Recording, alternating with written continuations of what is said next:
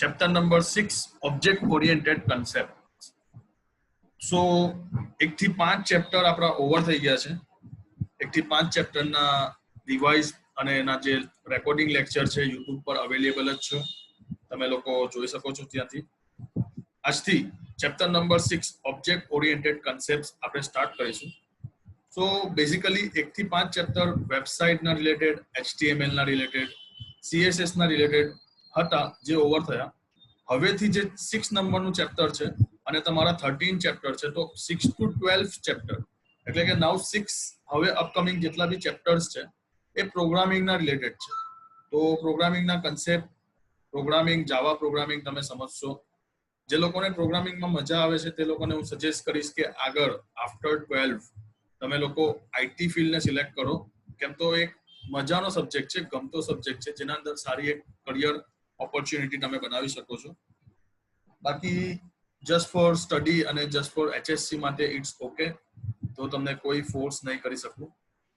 તો chapter number 6 object oriented concept.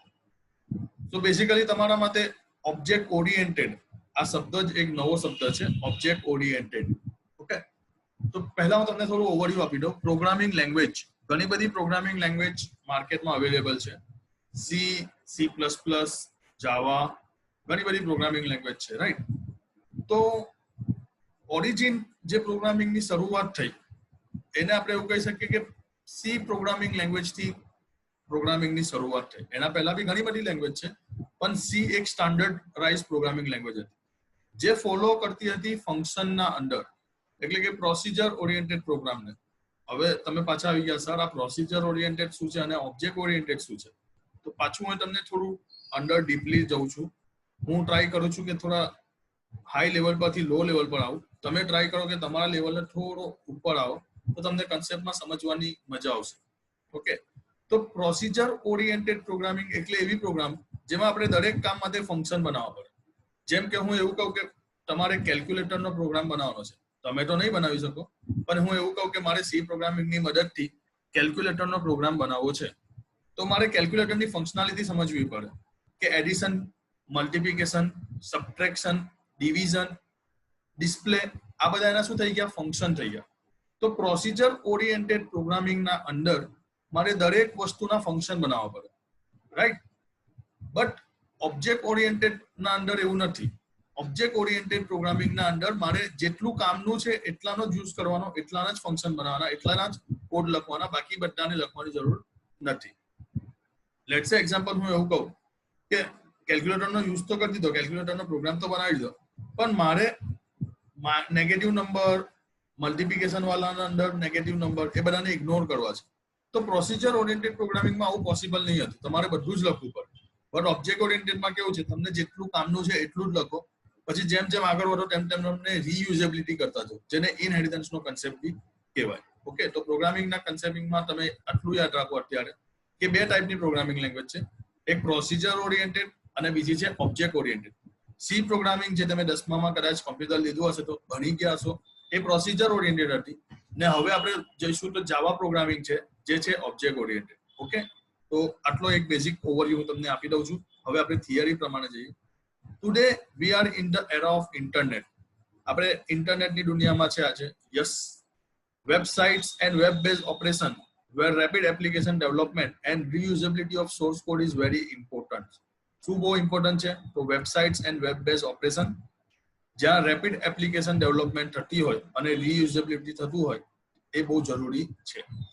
Object oriented technique as a methodology or as a paradigm is playing significant role in analysis, design and implementation of software system.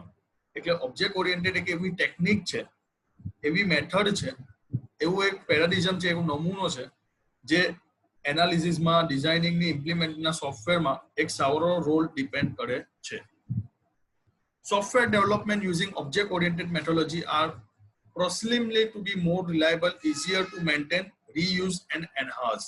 એટલે basically software develop કરવા માટે તમે object oriented પ્રોગ્રામિંગનો use કરો તો એ તમને બહુ reliable લાગશે, easy લાગશે, રીયુઝેબલ તમે કરી શકશો અને તમારી જે વર્ક છે એને શું કરી શકશો? એનહાન્સ કરી શકશો. Okay, This chapter explains basic object-oriented concept implementation of those concept using Java programming language. એટલે આપણે હવે કયા પ્રોગ્રામિંગ લેંગ્વેજ પર જમ્પ આઉટ કરવાના છે? જાવા પ્રોગ્રામિંગ લેંગ્વેજના અંદર જમ્પ આઉટ કરવાના છે, રાઈટ? તો જે લોકોએ કમ્પ્યુટર પ્રોગ્રામિંગ ના અંદર 10મા ધોરણના અંદર સી પ્રોગ્રામિંગ નથી લીધું અથવા ધ્યાન નહીં આપ્યું પણ હોય તો કઈ વાંધો નહીં. અહીંયા હું તમને દરેક કન્સેપ્ટ પ્રેક્ટિકલી સમજાવીશ. તો જાવા પ્રોગ્રામિંગના જે પણ પ્રેક્ટિકલ છે એને હું તમને 1 by 1 સમજાવતો જઈશ, એટલે તમને ડેફિનેટલી એ ઈઝી અને સારી રીતે સમજ પડે. તો પહેલા પેરેગ્રાફમાં તો બેઝિકલી એ લોકો ઇન્ટ્રોડક્શન જ આપે છે. એક્ઝેક્ટ ઇન્ટ્રોડક્શન હવે સ્ટાર્ટ થાય છે. Object oriented programming concept started originating in the 1916s. એટલે 1916s માં object oriented programming નું starting થયું. Since mid 1980s it has become main programming paradigm used in the creation of new software. એટલે મેં તમને કીધું ને કે આગળ કયું હતું, તો આગળ હતું પ્રોસિજર ઓરિએન્ટેડ પ્રોગ્રામિંગ એટલે કે સી પ્રોગ્રામિંગ. ઓકે, તો 1916s માં ઓબ્જેક્ટ ઓરિએન્ટેડ પ્રોગ્રામિંગ આવ્યું અને પોપ્યુલર ક્યારે થયું? તો 1980 માં પોપ્યુલર થયું, right? It was developed as a way to handle the rapidly increasing size and complexity of software system and to make it easier to modify these large and complex system over time. એટલે આનો main એમ શું હતો કે પ્રોગ્રામિંગની મદદથી આપણે જે software બનાવીએ છીએ, જે વેબસાઇટ બનાવીએ છીએ, જે લોજિક લગાવીએ છીએ, એની જે કોમ્પ્લેક્સિટી છે, એની જે સાઇઝ છે, એને આપણે શું કરવાની છે? ઓવરકમ કરવાની છે, ઓછી કરવાની છે, right? Some of the popular programming language that support object-oriented programming are C++, Java, C#, VB.NET, ASP.NET and PHP. આ બધી પ્રોગ્રામિંગ લેંગ્વેજ છે. આઈ નો તમારા માટે આ દરેક શબ્દ નવા છે, પણ હું તમને ઇન્ટ્રોડક્સ કરતો જઈશ બીકોઝ છેલ્લા 7 વર્ષથી હું આ જ ફિલ્ડના અંદર કનેક્ટેડ છું. મને બધી જ ઓલમોસ્ટ બધાની સિન્ટેક્સ ખબર છે. હું એવું તો નહીં કરું કે બધી જ લેંગ્વેજ આવડે છે. મને PHP સારી ગણે છે, મને PHP માં સારું એવું નોલેજેબલ છે અને બધાનું ઓવરવ્યુ મને ખબર છે. ઓકે, તો C++ આ એક પ્રોગ્રામિંગ લેંગ્વેજ છે. જાવા જે આપણે શીખવાના છે આગળના ચેપ્ટરોમાં, C#, અને C હેઝ નહીં વંચાય, જે બી પ્રોગ્રામિંગ સાથે કનેક્ટેડ છે એ લોકોને ખબર હશે આ છે C#. ઓકે, માઇક્રોસોફ્ટ વાળાની આ એક પ્રોગ્રામિંગ લેંગ્વેજ છે. VB.NET visual basic network enabled technology. VB.NET આવી એક માઇક્રોસોફ્ટ વાળાની છે. તમે વિન્ડોઝ 10, વિન્ડોઝ 7 જેટલી બી ઓપરેટિંગ સિસ્ટમ જોવો છો એના અંદર જે એપ્લિકેશન અને ગેમ અને સોફ્ટવેર બનતા હોય તે આ VB.NET ની મદદથી બનતા હોય. ASP.NET and PHP. ASP.NET તમારે વેબસાઇટ બનાવવી હોય તો ASP active server page network enable ટેકનોલોજીનો યુઝ કરવો પડે. અને PHP નું ફૂલ ફોર્મ થાય છે હાઇપરટેક્સ્ટ પ્રી પ્રોસેસર. અહીંયા H પહેલા બોલાવવામાં આવે, હાઇપરટેક્સ્ટ પ્રી પ્રોસેસર. આનું પહેલા નામ હતું પર્સનલ હોમ પેજ, પણ અત્યારે એનું નામ છે હાઇપરટેક્સ્ટ પ્રી પ્રોસેસર, રાઈટ? તો આ બધી પ્રોગ્રામિંગ લેંગ્વેજ છે. તમને જસ્ટ ઓવરવ્યુ માટે મેં આપી દીધું છે. તમને બહુ ડિટેલમાં તો જવાની જરૂર નથી, તમારે તો વધારે જાવાના વિશે સમજવાનું છે. તો પહેલા પેરેગ્રાફમાં બે વસ્તુ બેઝિકલી આપણે જાણવા મળ્યું કે 1916s માં ઓબ્જેક્ટ ઓરિએન્ટેડની શરૂઆત થયેલી અને 1980 ના અંદર એ પોપ્યુલર થયેલી. ઓકે, અને પ્રોગ્રામિંગ લેંગ્વેજમાં કઈ કઈ પ્રોગ્રામિંગ લેંગ્વેજ છે? તો C++, જાવા, C#, VB.NET, ASP.NET અને PHP. આટલી નથી, ઘણી બધી છે. તમારી બુકમાં આટલી જ બતાવેલી છે. Okay, now V move on second paragraph. The way of programming can be divided into two categories, namely structure એટલે કે પ્રોસિજર and object oriented. મેં તમને ક્યારનો કહું છું સ્ટ્રક્ચર ઓરિએન્ટેડ અથવા પ્રોસિજર ઓરિએન્ટેડ. તો બેઝિકલી પ્રોગ્રામિંગ લેંગ્વેજ કેટલા પાર્ટના અંદર ડિવાઇડેડ છે? તો બે. પ્રોસિજર એટલે કે એનું બીજું નામ છે સ્ટ્રક્ચર, અને object oriented. In procedural programming, the focus is on writing function or procedure which operation on data. તમને અત્યારે કીધું કેલ્ક્યુલેટર બનાવવું હોય તો કેલ્ક્યુલેટરના અંદર મારે દરેક ફંક્શનના ઉપર ફોકસ કરવું પડે. Okay, for example, for library application software we will think of all process of library application and focus on the modules like student registration, book issue, book return and file calculation. તો આપણે કોઈ લાઇબ્રેરીના related programme કે function બનાવતા હોય તો આપણે આ બધા પર ધ્યાન આપવું પડે કે સ્ટુડન્ટ રજીસ્ટર કરશે તો એનો પ્રોગ્રામ શું આવશે, કોઈ બુક ઇસ્યુ કરીશું તો એનો પ્રોગ્રામ શું આવશે, કોઈ બુક રિટર્ન થશે તો એનો પ્રોગ્રામ શું આવશે, ફાઇન નું કેલ્ક્યુલેશન કેવી રીતે કરીશું. તો આ બધા આપણા શું થઈ ગયા? ફંક્શન થઈ ગયા. એટલે પ્રોસિજર ઓરિએન્ટેડ પર આપણે કોના પર ફોકસ કરીએ છીએ? ફંક્શનના ઉપર પ્રોસેસ કરીએ છીએ. જ્યારે in object oriented paradigm the focus is on object which contain both data and functionality together. Object oriented માં આપણે કોના પર ફોકસ કરીશું? ઓબ્જેક્ટ ના ઉપર ફોકસ કરીશું, જેના અંદર ડેટા પણ હશે અને ફંક્શનાલિટી બંને હશે, રાઈટ? ફોર લાઇબ્રેરી એપ્લિકેશન, હવે સેમ વસ્તુ લાઇબ્રેરી એપ્લિકેશનનો જે સોફ્ટવેર બનાવવાના છે, જે આપણે પ્રોસિજર ઓરિએન્ટેડમાં બનાવવાના હતા, એ જ હવે ઓબ્જેક્ટ ઓરિએન્ટેડ બનાવીશું. તો અહીંયા આપણું ફોકસ ક્યાં હશે? આપણું ફોકસ હશે સ્ટુડન્ટ પર, ફેકલ્ટી પર અને જે યુઝ કરવાના છે એના ઉપર. Okay, our focus is on object involved in application. Here we think of object like student, book and librarian. Okay, we also need to think of association between such object. For example, student return the book. અહીંયા આપણે કોના પર focus કરીશું? જે લોકો કામ કરવાના છે એના થ્રુ ફોકસ કરીશું. ઓકે, તો બેઝિકલી બે કન્સેપ્ટ તમારે યાદ રાખવાના. ઓબ્જેક્ટ ઓરિએન્ટેડ ના અંદર આપણે કોના ઉપર ફોકસ કરવાના છે? ડેટા અને ફંક્શન બંનેના ઉપર. જ્યારે પ્રોસિજર ઓરિએન્ટેડ પર છે ઉપર ફોકસ થતો તો ઓનલી એન્ડ ઓનલી ફંક્શન ના ઉપર, રાઈટ? આ બે વસ્તુ તમારે ક્લિયર થઈ ગઈ હશે. હવે આપણે જઈએ ચોથા પેરેગ્રાફના અંદર. The power of object oriented programming language enable the programming to create modular, reusable and executable code. એટલે ઓબ્જેક્ટ ઓરિએન્ટેડ થી તમને શું થશે?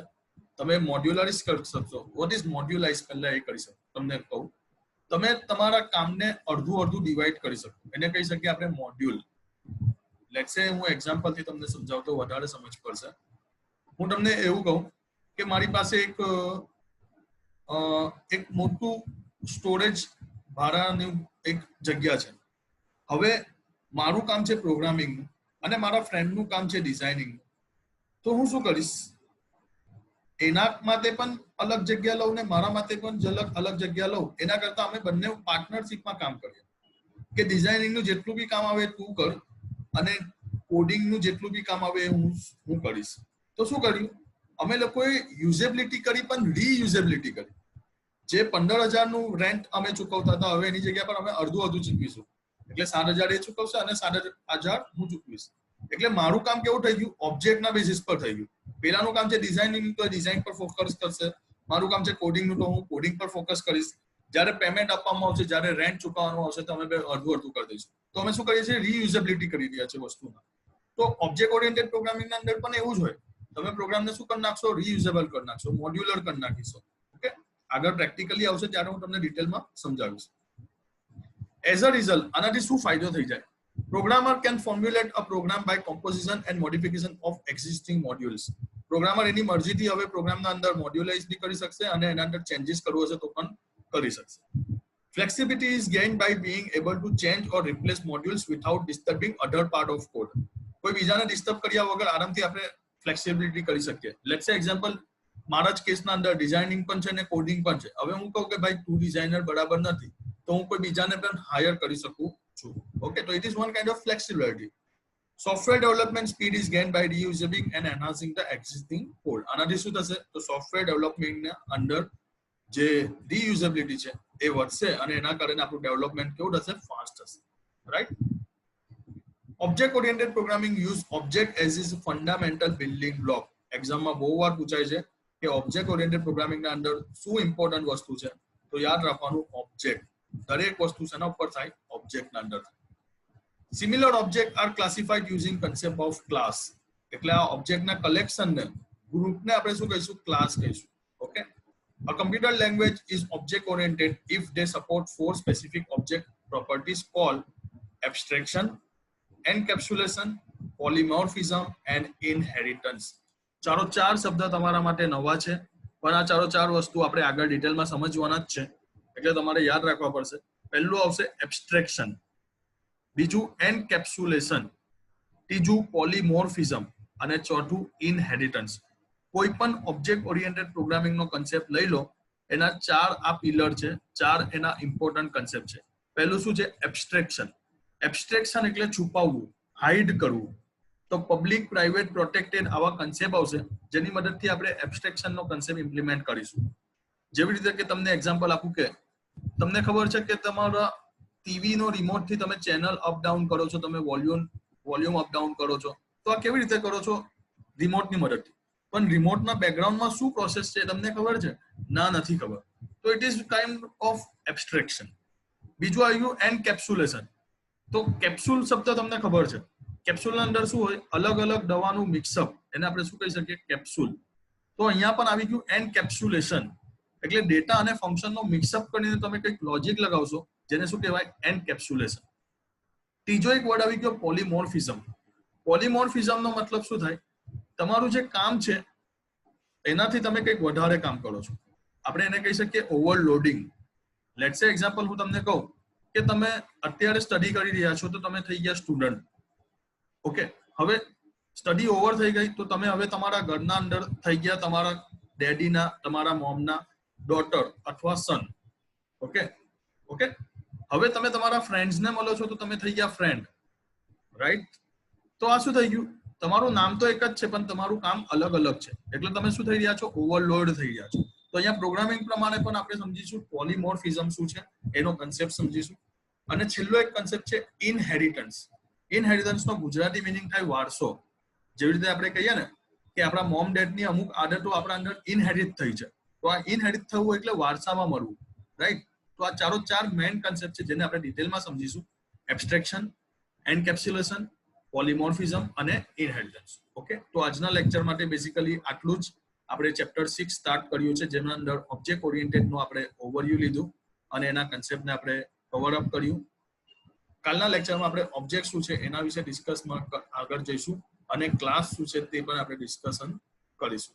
ઓકે, આજના લેક્ચરનું કોઈ પણ કન્ફ્યુઝન હોય, કોઈ પણ ક્વેરી હોય તો તમે મને કમેન્ટમાં પૂછી શકો છો. હું ડેફિનેટલી તમને એનું સોલ્યુશન આપી દઈશ અને તમને એનું ડેફિનેટલી હું ગાઈડન્સ આપીશ. ઓકે, આજના લેક્ચરના તમારે મને રેટિંગ આપવાના છે. આઉટ ઓફ 10 તમને લેક્ચરમાં કેટલી સમજ પડી અને તમને લેક્ચરમાં કેટલું સારું લાગ્યું, અને તમને કોઈ પણ કન્ફ્યુઝન હોય તો તમે મને પૂછી શકો છો. હું તમને અનમ્યુટ કરું છું.